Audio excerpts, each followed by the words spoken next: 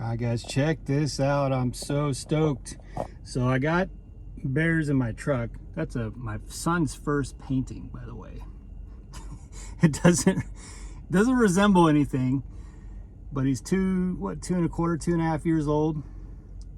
That was his first painting. So, but I got my bears background now. When I was in Texas earlier this week, I saw the Cowboys high-vis jacket / hoodie in Love's, and I was like, hey, come on, let's get these in all markets. And sure enough, they've got bears up close to Chicago, so I used some points and got that.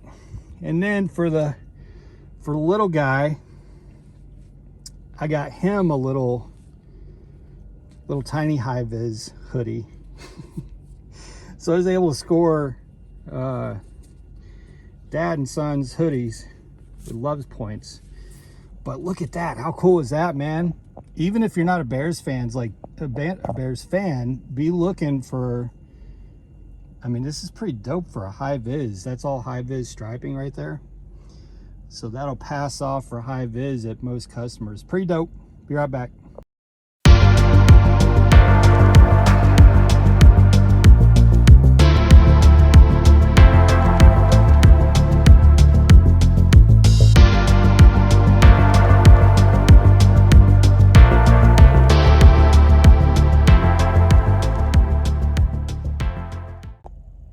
All right, guys, Eric here, Driveline World's Okay steering wheel holder. I'm currently at the Love's by Minooka. It's in Morris Love's, really nice. It is 0400, and I'm gonna scan some paperwork and then go over to Walmart, not Walmart DC, but the actual Walmart, grab some things when they open at 6, and then go back to the terminal. I came over, I just like the shower here at the Love's. I'm not real thrilled with the shower setup at Minooka. I mean, it'll do in a pinch, but Love's over here has really nice showers. And I really wanted to hunt that damn high-vis jacket. I have a contact at Love's. I think I talked about it on YouTube last Christmas. One of the ladies that was cleaning the showers at a Love's, I want to say in Kentucky maybe, left a really nice note with the towels and everything. So, and this was like Christmas Eve, or it was real close to the holidays. And I went and asked the manager, I'm like, hey, who is this? And because she signed her name and everything. And so I went and found a lady, and I was like, hey, I just wanted to say happy holidays, Merry Christmas, all that stuff to you. Like, that really was a nice touch. It was just a nice, like, she actually wrote a little note for each of the showers that she was cleaning. It was like, happy holidays, you know, thank you drivers and stuff like that. Enjoy your shower. Here's an extra towel.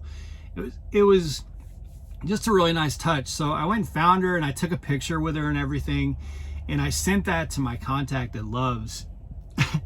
And Love's put it all over their social media. It was really cool. And not only that, Love's rewarded her. I'm not really sure how they did, but I was told that she would get, you know, something. Maybe Love's gift card, or who knows. Hopefully some sort of bonus or something. Anyway, I was down in Texas, and they have the new Dallas Cowboys high-vis. Now, they're actually more like jackets. They've got like a shiny waterproof material with them. Half of them is that material, and I think they zip. So they're more like a jacket, but they're like a jacket hoodie. So I messaged Love's, and I was like, hey, what's up with this? You guys, like, these are awesome, man. You guys have these in all the markets? And she told me that she had to go get the information. She got back to me and said they're rolling them out in all markets. Some markets, like if you're really close to 2 NFL teams, they're going to have both. So if you're like right between Kansas City and, you know, like if you're between Houston and Dallas, then those Loves might have both options, but still pretty damn cool. And sure enough, I get up here and go into Loves, and boom, there they are. So I grab one because we're not far off from hoodie weather. In fact, I was watching something this morning where this weather analyst was showing the jet stream and the trend and how the jet stream is going to act over the next couple weeks. And he's basically saying that on September 1st, for the entire Midwest, all the way down into northern Texas, over to the East Coast, he expects 10 to 15 degrees below the average for September 1st. So if that's true, man, we're going to be in hoodie weather here pretty quick. And some of you might even be in hoodie weather already at night, depending on where you're at and how high the elevation is and all that. But I love the idea of being able to throw on a Bears hoodie and have that qualify as high vis. Now that won't help come January. Still got to throw a safety vest over my coat. But anyway, Minooka, man,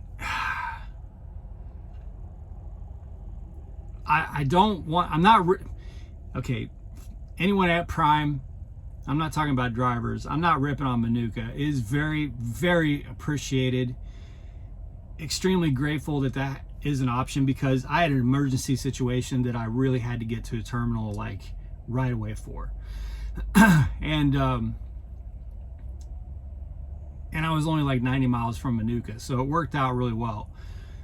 So this is not just me, I'm not just trying to dish and shoot at Minooka, the Minooka terminal.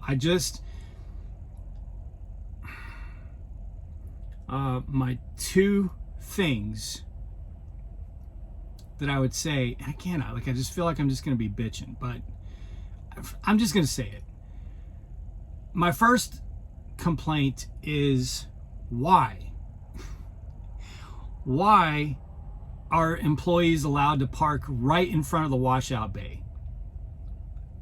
I do not understand that. We're a trucking company. This should be so obvious. And when you've got 20 other parking spots, do not park your big ass pickup right in front of the washout bay. Because first of all, you're making it damn near impossible for us to get into it. And second of all, even if, why would you do that? You're basically setting yourself up for some rookie driver to swing the trailer and just take the back end of your truck off. Or your car or whatever. There's 3 vehicles over there right now. Just 15 or 20 open spots, and they're parked right in front of the washout bay. Why? They should have not made those parking spots at all. I don't know why those were allowed to be parking spots. But like I said, even if they are parking spots, which they are, and you're an employee, why would you park in front of that? Do you have no idea how trucks and trailers work? I would never park my personal vehicle right there in front of that washout bay. You're just asking for trouble. You guys see how many times that curb has been hit going into that washout bay? Because the 2 times that I've taken a trailer through there, I've made it past that curb. I mean, with the trailer tandems, by an inch.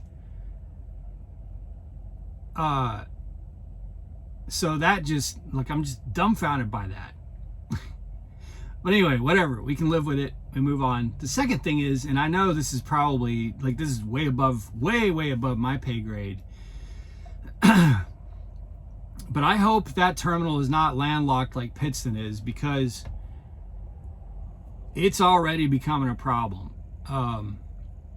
If you're right here on I-80, just southwest of Chicago, then it should be anticipated that that terminal, the more it gets known and the more the drivers know what's there and the shop facilities and all that, the more drivers are going to go there. And there's a lot of things you can accomplish there that are, it's very convenient. But when I pulled in there this morning at 2:30 this morning, there was nowhere to put a trailer. There was nowhere to put a trailer, and there was no bobtail parking. In fact, I circled probably 3 or 4 times, and finally I was just like, okay, the yard dogs were just putting trailers, right in the road. It's like, well, this is where I'm going to have to put it, which sucks because I'm keeping that trailer. In fact, the security guard, he's like, "You keeping it?" I said, "Yeah, man. Like, I got this thing full of fuel. It's clean. I would really like to keep it. Yes. I just need to leave to, I'm just going to go take a shower and go to Walmart when they open." And he said, "Well, put your lock on it. Because someone will try to gank it." So I didn't really want to leave it in the road like that because, like, I have to get it. I don't want someone just to move it somewhere where I can't find it. You know what I mean? But as soon as I pulled into the road, I was about to put it behind a tanker, a yard dog pulled a trailer out to my left, and so I swooped into that. Now, it's not where it's supposed to be, but damn, man, that was the only open spot. It was like right up front by the shop. The only open spot I could put a trailer. And it was really bad last winter when the whole, like, there was snow and ice and mud everywhere, piles of snow piled up, and they had trailers all down the rows. And what that caused was, because of the big piles of snow, if you were latching to a trailer that was in an actual spot, you couldn't get it out because you didn't have enough room. I had to go get a yard dog, I think on more than one occasion, to pull a trailer out, because with my full-size truck, there was a trailer sideways right in front of me. I couldn't get out, and there would be a big pile of snow to my right, so I just couldn't get the trailer out. So I see this becoming a big problem, and hopefully it's able to expand, or maybe can get a yard for, I don't know. Like, I know it's really designed with tankers in mind, like that's its core primary purpose. And I think it serves that purpose really well, probably. But when you tell us reefer drivers and flatbed drivers to come on in, all the tanker drivers probably hate us because we're the problem. But, you know, I just see it becoming a problem. Like, I will not go to Pittston. I just will not go to Pittston. That, to me, is just a death trap, man. It is awful. And Minooka, come winter months, man, it may become Pittston light to me, and I may try to avoid it like the plague too, because it's bad enough with good dry roads and good weather. But when winter comes and it getting as busy as it can be there, now I've been there a couple times where it hasn't been bad at all, but I've also been there the last few times where it's just been like, man, there was not a single bobtail spot. There were tractors attached to trailers all along the fence over on the other side, and there was just nowhere to put a trailer.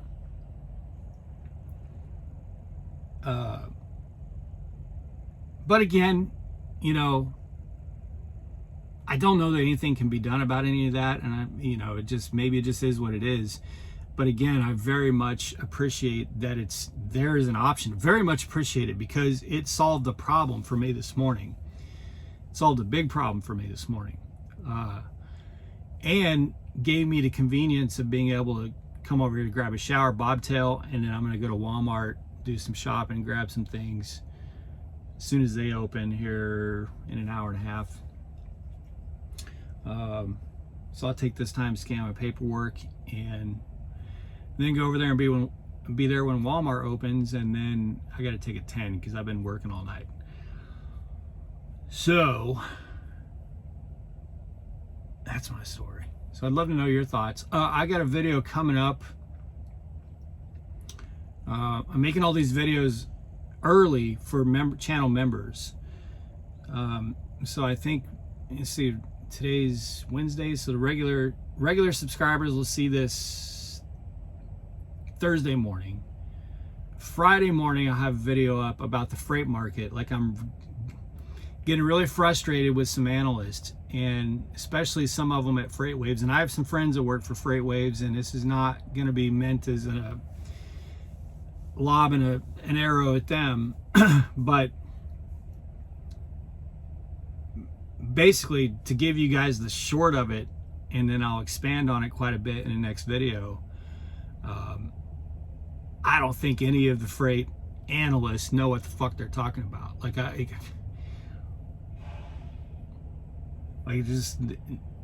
the whole freight industry is built on data that worked before COVID.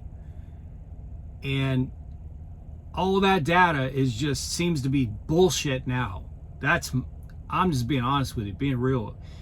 Like, they don't know what the fuck they're talking about, man. So anyway, I'm going to go off on that in the next video. But all right, guys, be safe, make good decisions, always drive, thrive. Talk to y'all soon.